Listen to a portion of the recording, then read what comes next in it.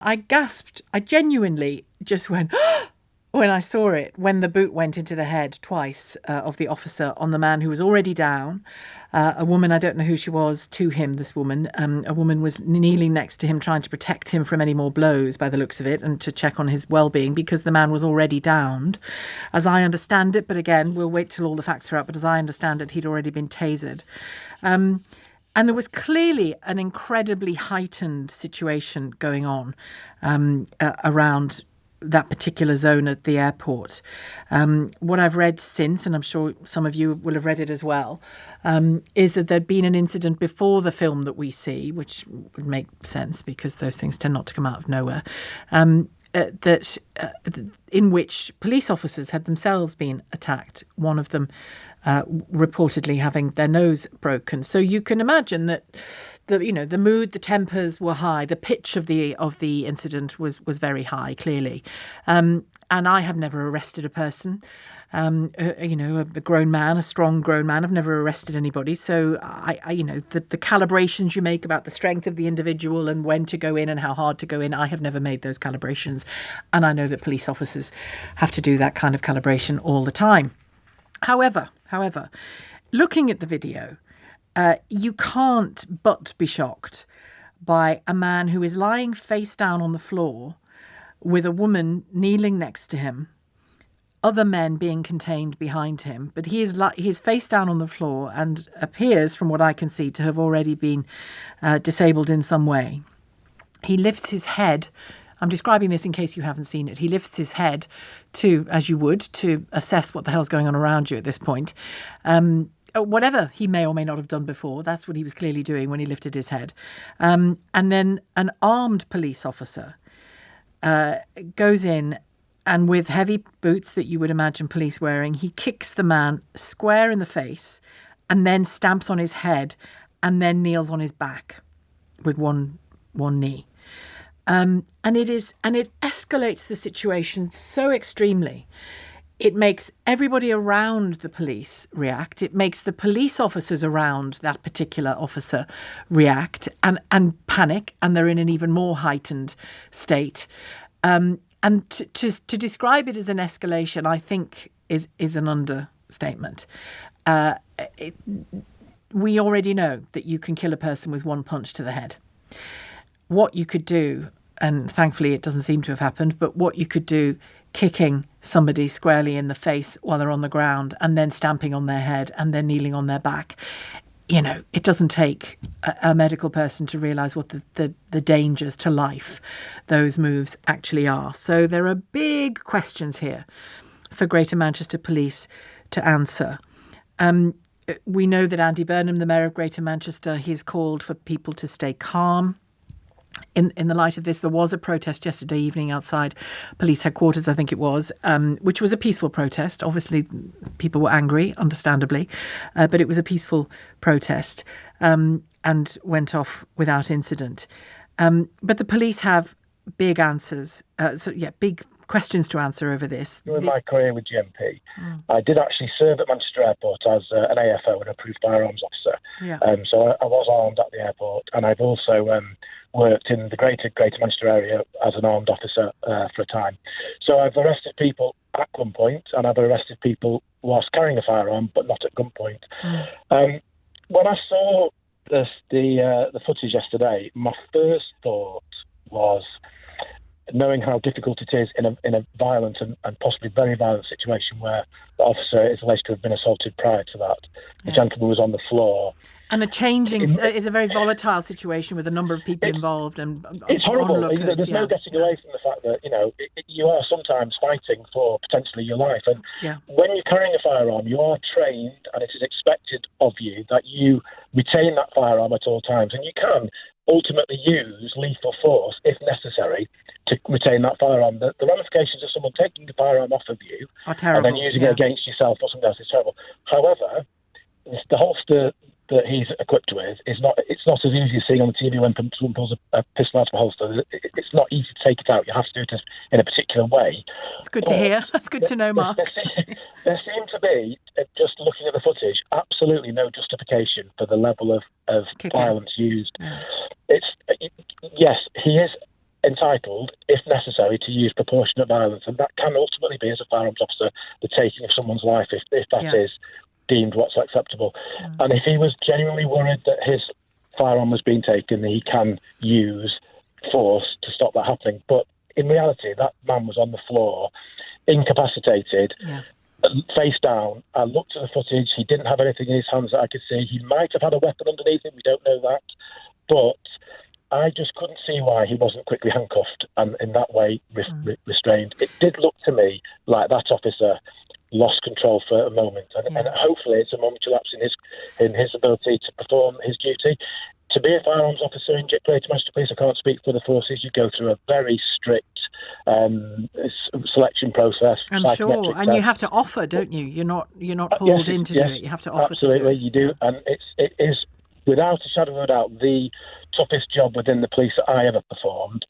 But they have to take people of a certain calibre. You can't take people who are prone to outbreaks of violence. And yes, police officers do have to fight. Police officers have to be violent sometimes. The public don't like it. They see it more now because of people's telephone footage.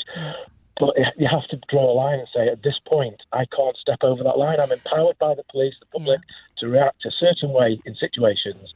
And I don't know this officer involved. I looked at the footage and I thought, personally, as a previous firearms officer, he overstepped the mark. Did you gasp when you saw the kicks?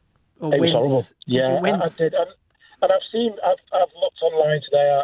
I'm members of various retired police officer groups, and I've seen some people saying it's atrocious. Some people saying, people get what they deserve. Yes, sometimes you have to.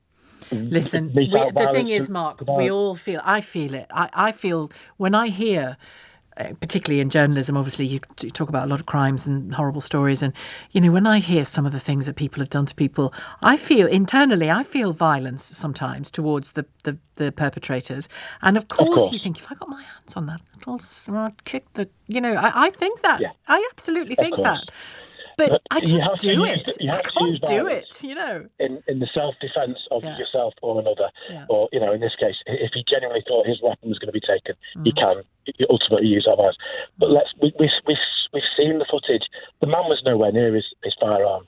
He wasn't reaching for it. There was no danger of it coming out of his holster on his right thigh. And his arms were in a position, when the lady's standing beside him, kneeling beside him, his arms are already in a position to be quickly cuffed. Yeah, absolutely. And I do feel a little bit guilty coming on to national radio and saying that, in my opinion, it is only my opinion, a former colleague of mine has done something, has overstepped the mark considerably. We've all done things that we regret in life, whether you're a police officer or a driving instructor or a taxi driver. I'm sure everybody does things that they regret in life. It must be hard for that to be filmed, and I feel I know he's going to be thrown under the bus, rightly or wrongly. Certainly, I don't imagine that man will ever carry a firearm again. But the whole system of looking at how somebody with that propensity towards violence in that situation was carrying a firearm. What if he had used his firearm in that moment of red mist? I know. That's what you've got to look at. That's why firearms officers are selected and on their trained. capacity to keep a cool head. Yeah, absolutely. And sorry, in my opinion, he's messed up there, and I suspect he will be looking at another career soon. And I understand why you feel bad calling and saying what you're saying, not because you think we should brush it under the carpet. You clearly don't think that, but because you understand the pressures that he's faced. Absolutely, and it's and I'm sure. I can almost guarantee that he is sitting back wherever he is now, reflecting on what he's done, and he won't be thinking, yes, if that situation arose again, I'd do it again. I would do exactly the same thing. Yeah, red mist can take over. It happens all the time, and it probably happens more in the police and other occupations just because of the nature of what police officers have to face. Of course, but you don't give such a person a gun. But hopefully he'll hold his hands up and will be dealt with correctly. I don't want him to lose his job. Absolutely not. If people make mistakes and don't necessarily lose their jobs, there's going to be but he shouldn't be armed. I don't think. Personally, no. I wouldn't feel safe if I was working with that officer as a colleague carrying a firearm, that officer would react to potential lethal force in the correct way. Because he's clearly got red mist. Yeah. And I don't know whether you heard the first caller who was saying, hang on, let's not forget what the what the offenders have done and allegedly done. And he's right. No, However, he is right, but that's why police officers, they're trained. They're not offenders. They're selected for those people. Yeah. They're trained and selected not to react like that. We don't go into pub fights to have a fight. To join the pub fight. Go into a pub fight to stop the fight and use the skills and abilities, the equipment you've got to stop that fight. It's not. You don't have a fist fight with a person in a pub. You the truth. Them and stop them from doing it. And I'm sure over your career you've seen examples where a punch to the head has killed somebody or disabled them for life or whatever. I mean, that officer could have killed that man with those kicks. Right. I want to make it clear that kicking somebody in the head can be proportionate. You can't say that you should never kick somebody in the head or even stamp on the head. There are occasions when it's proportionate. If the next step up is to shoot them, I'm sure everybody would rather be stopped from doing what they're doing by being stamped on than shot. In those circumstances, it didn't appear, from what we've seen, and there will be other footage coming to light, I'm sure, didn't appear that the police officer feared for his or anybody else's life that he needed to react so violently. There were other options available to him to use in that situation. But that said, I don't think all this kowtowing and crying for his job is necessary. He needs to be retrained, I would imagine. Yeah. But I just fear that he will just be thrown under the bus and will end up certainly not as an AFO anymore, but even possibly not as a police officer. Oh dear, I'm probably going to fan the flames now. I joined the Met in 1964, 60 years ago, when we walked the beat with a truncheon, a torch and a whistle. And everybody respected the police. My chief superintendent was a Korean War veteran.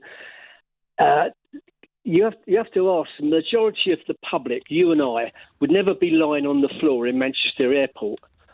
So you get what you deserve.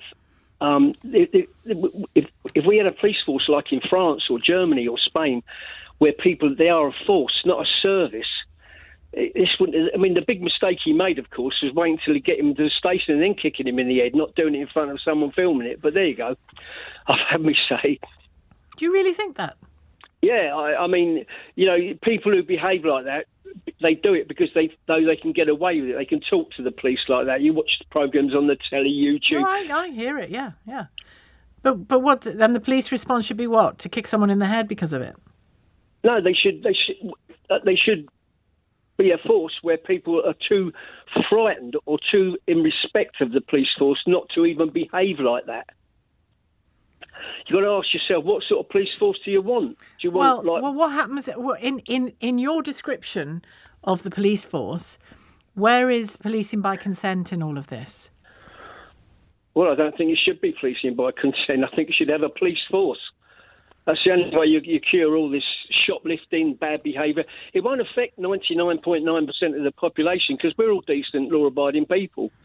Behave like a citizen of the world, and if you don't, society can do what they want with you. It's interesting that you think it won't affect law-abiding citizens. I could reel off countless stories in my time in journalism where completely innocent law-abiding citizens have absolutely been abused and traduced by the police and the criminal justice system. I'm sure you can. You got me there.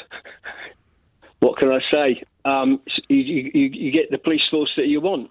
If you want to have a police force where everybody's filmed and nobody can do it, these were obviously an objectionable bunch of people. They got what they deserve. And he'd been tasered.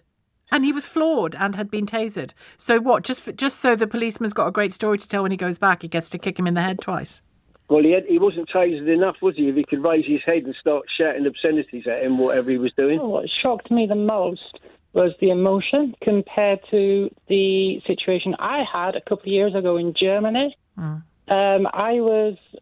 went into a subway station in Munich. Must have been a very long time ago now. But it was in the middle of the winter. I had a big heavy hood up, and I must have looked like somebody they were after, because I went into this subway station. I removed my hood. And then in an instant, I was surrounded by 6 police officers, each armed with a submachine gun pointing at my head. Each barrel was about a foot away from my head. Oh, my God. And they surrounded me.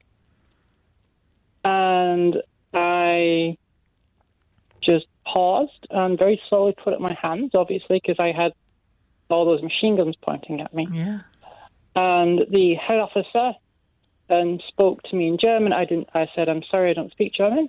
He said, you're English? I said, yes. And he went, okay, passport. Now, my passport was in my inside jacket pocket.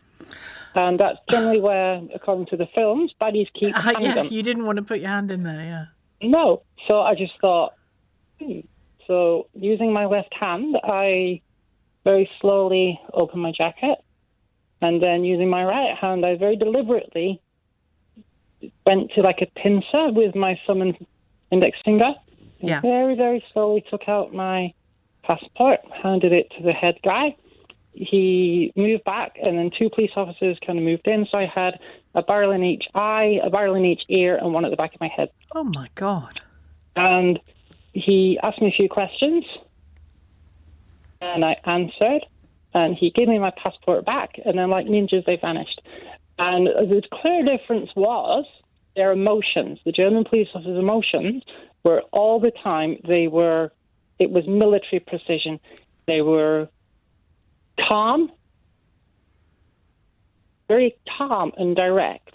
Their tone of voice was forceful but non-aggressive. They were in control, And total control. They were completely in total control, but they were doing it without emotion, without aggression, without threats of violence. Well, they all had machine guns pointing at, but they didn't have. Yeah. They didn't need threats. But they of weren't violence. saying, get down, shut your face, get No. lost, kicking you in the head or anything like that. Yeah, yeah. There was nothing. They No spoke raised voices. it was their tone of voice was very assertive but calm. Whereas that was mayhem, wasn't it? It In was Manchester. mayhem. I mean, yeah, that was the main difference. I mean, a friend of mine who's ex-military said that at the time, the German armed police officers are some of the highest trained in the world, and she said that all of those submachine guns were probably still had their safeties on. But the point was, it was the emotion, it was the control that those police, even if only one police officer would have been there, you know, that tone of voice and eye contact goes so far and so much that it surprised me that the one in the video was so angry and just so out of control. And that was the main difference between my experience of German armed police officers. It was a very, very scary, you know, that'll go to my grave with me. Of course it will. Was there any apology to you about it or anything like that? No, they just said, okay, thank you, fair enough. Sorry And then we he put just 4 guns in your disappeared. face, yeah.